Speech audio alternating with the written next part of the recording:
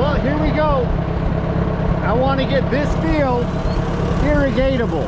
Is that a word? I'm telling you it's a word.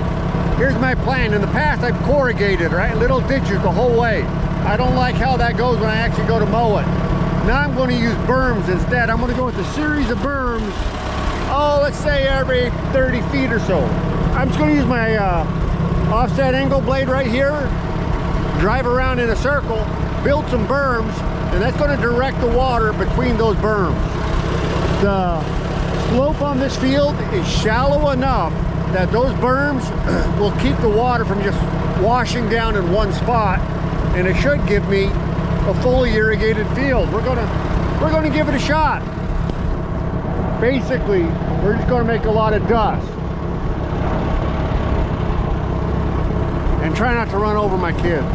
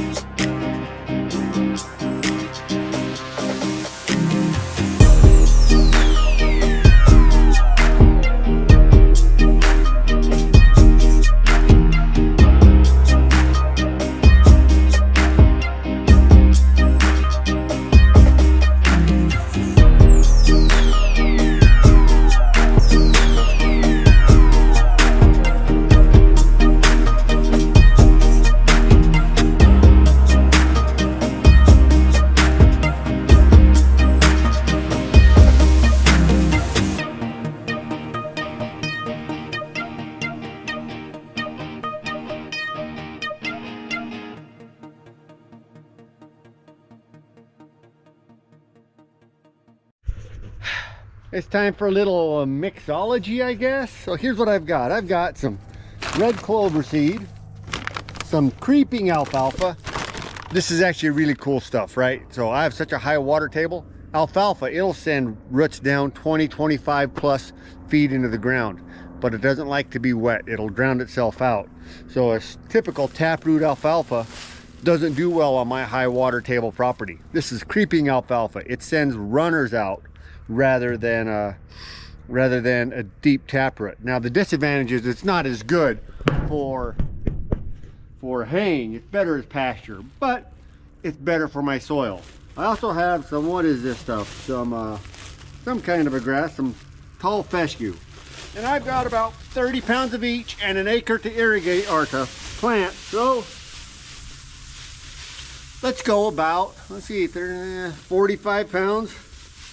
We're going to use about half of each of these bags, put them in a tub, mix it all up, and then we're going to put it in my comically oversized grain drill. So I've got this International 16-foot wide grain drill for my 11-acre hobby farm. It's when I was a teenager and I worked on an actual working ranch, I planted literally thousands of acres with a 12-foot, maybe a 14-foot grain drill. Come on.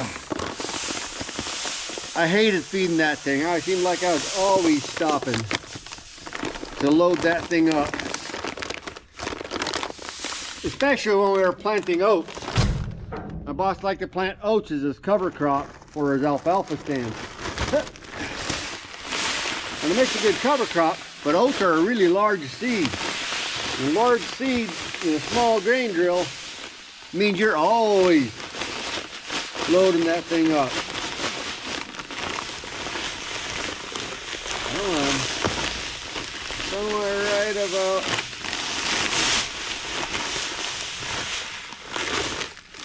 I'll call that good.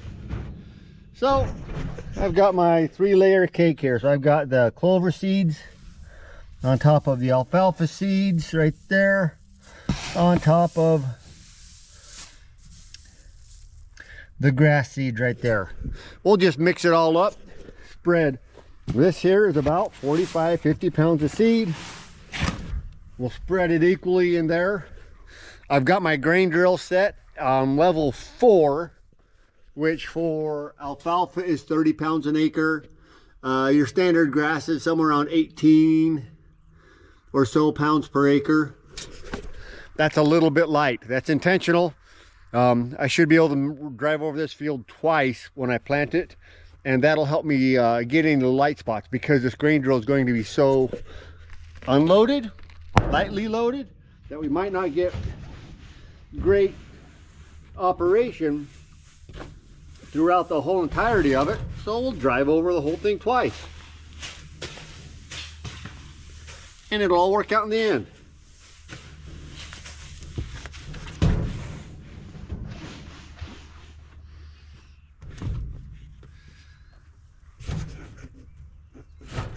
Let's see, probably ought to pull the mice nest out of here. I should put some gloves on to do that, but I won't. Little hantavirus never killed no one, except for, you know, all the millions it's killed. But other than that, it's fine. Let's see. Who cleaned this thing out last time? I can still see evidence from my last go around. All right. Let's load her up, see if it operates. It's only been sitting over in the weeds for the last, when's the last time I used this thing?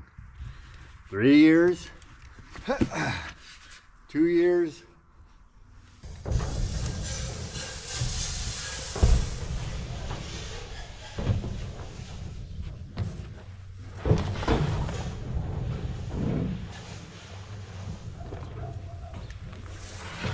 All right. They should work out pretty good. Nice, pretty looking colors.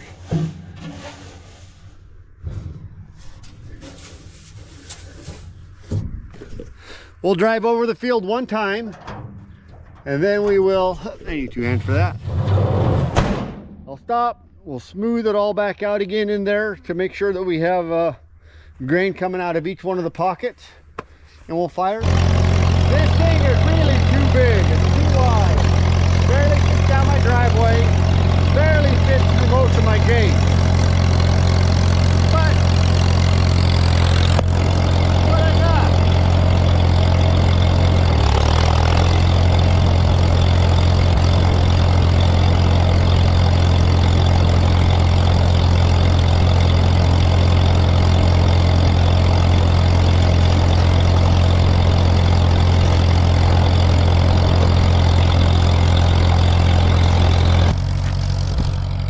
Miles of room, I mean acres of room in that gate.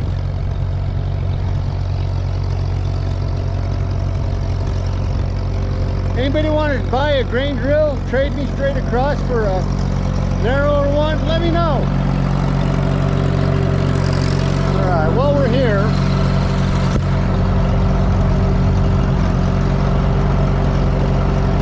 get that out of the way, put this up like there.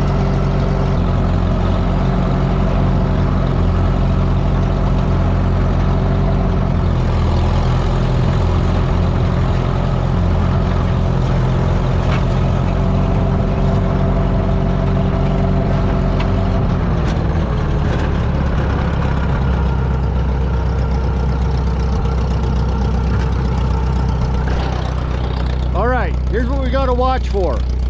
Tire drives this chain. This chain will drive this axle. This axle will drive this chain. This chain in turn drives the feed wheels inside the drill. Those feed wheels and those cogs and teeth will drop the seeds down these chutes. From these chutes it will drop them into there, at which point they're planted. I could drag a harrow behind to cover it back up. I'm kind of lazy. So. I don't know if you'll be able to see that, but let's try to get a picture of some of those seeds being planted. Let's see, maybe right there. What do you think? Let's see what happens.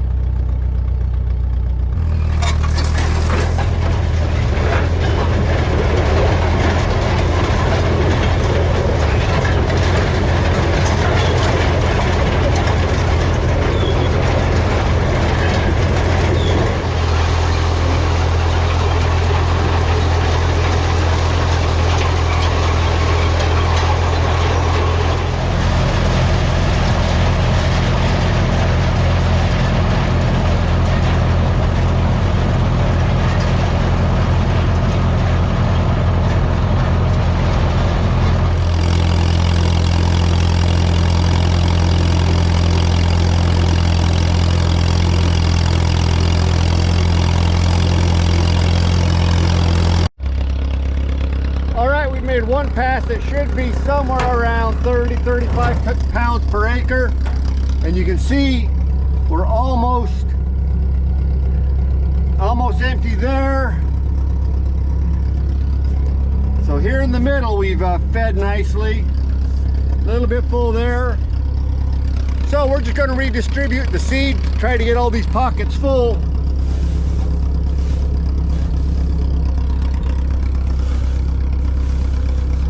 And we'll finish driving it out.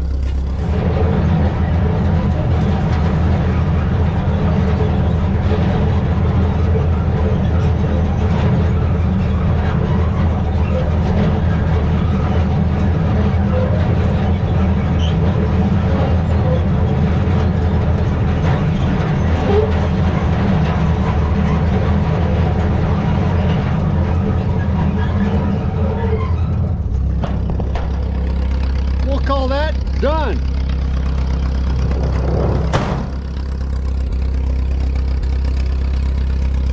Not bad for 35-40 minutes worth of work. It goes a lot faster if you have a large regular sized field and a full grain drill. Ground driven, it'll go just about as fast as you can bounce around in that tractor seat. Last night we got the grain drill out. We planted some clover, some creeping alfalfa, and some kind of a grass. I told you last night. Looks pretty good, but you notice this field's already greening up. That's not the seed I planted yesterday. These native grasses are tough. I plowed that field last fall, disked it, worked it. To get rid of the native grasses, I would either have to go chemical warfare, or I would have to plow it again and go through all that process again. I don't mind the native grasses. They're tough. The animals do well on them. It's a salt grass. But I'm still hopeful that we get some clover and some alfalfa growing. That's what I'm hopeful, that we get a little bit more protein in there, a little bit better for the animals. So where are we at? We planted the seed yesterday. We've leveled this little 1 acre field out a little bit. We divided it into sections roughly, I don't know, probably 25 feet wide with a berm in each section. Point is we will pop the water out of the ditch into these little sections and try to water more of the field than we had previously. That's all I'm trying to do. And I've got no place to put my camera down at to show you what I'm doing, because I just walked out here. And so, you know, if I was a real YouTuber, I'd have had my tripod set up and all that stuff. But, well, you got me, so that's okay.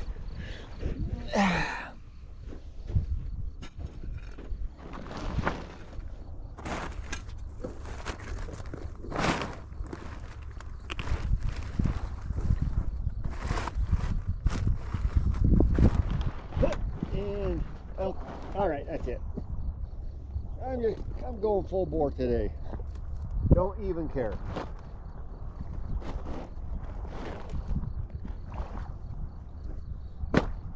Not reaching down.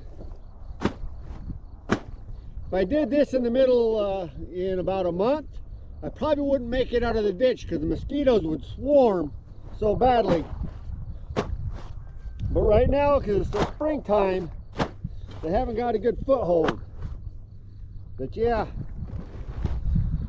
you do this in the summertime around here, it's like chumming the water and swimming with some great whites, tiger sharks, maybe a few hammerheads at the same time, you know, just for fun.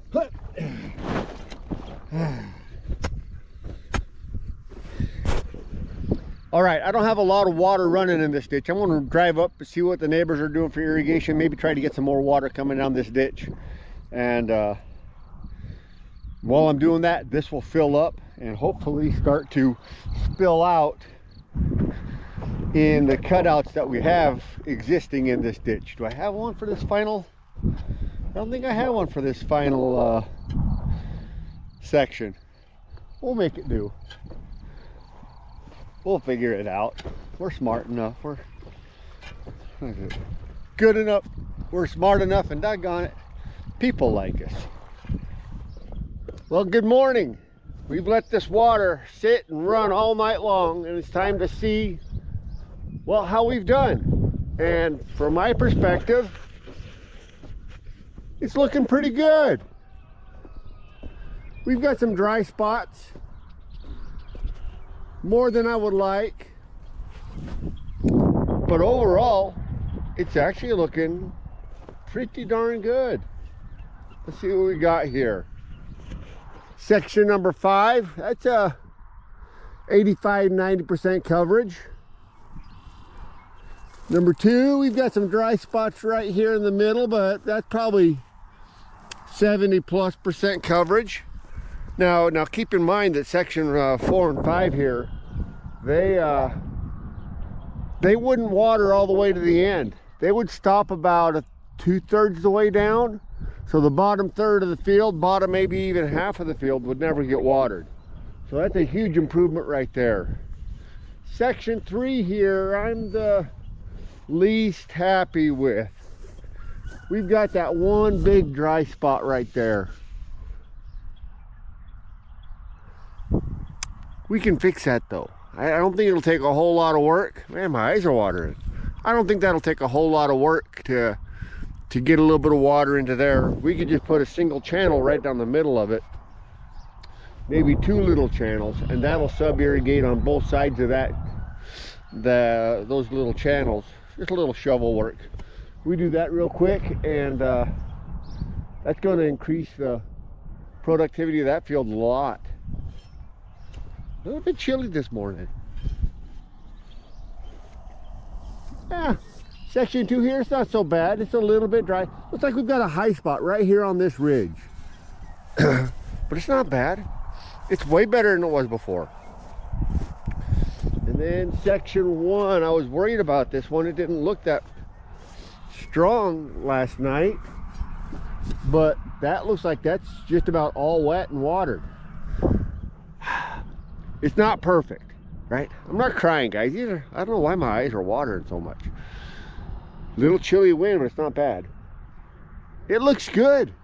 This is way better than it was before, and better than I anticipated. It's not perfect.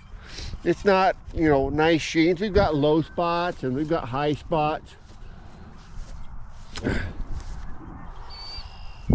But we have this field better than it's ever been. When I moved onto this property, this field wasn't irrigated at all. They'd ruined the irrigation on it to try to put a horse training arena into it.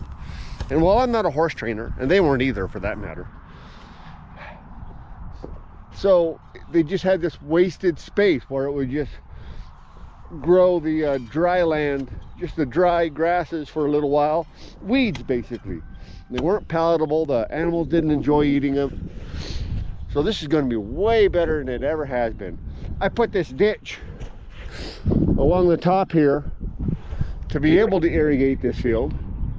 And like I said, we were getting 60-ish%, and now we're in the high 90s. So that's awesome, and we're going to get it the rest of the way this year. That's way better than I thought we were going to get for just eyeballing the level. So hey, that's a win. Tell you what, I want to pull this dam. I got to go put some more dams in my other fields and irrigate them, but you guys don't have to watch that. Whoa, don't fall over.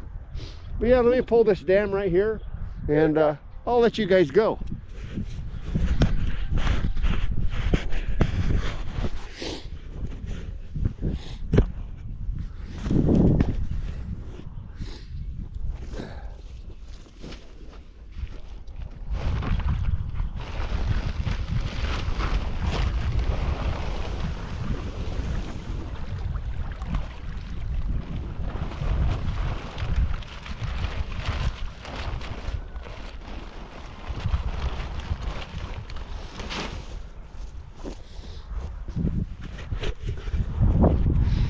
There we go, another successful project.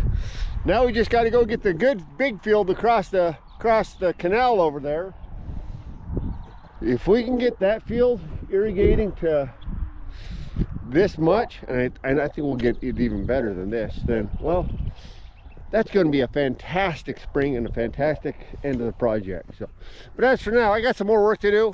I'll let you guys get back to what you're doing. I appreciate you guys watching.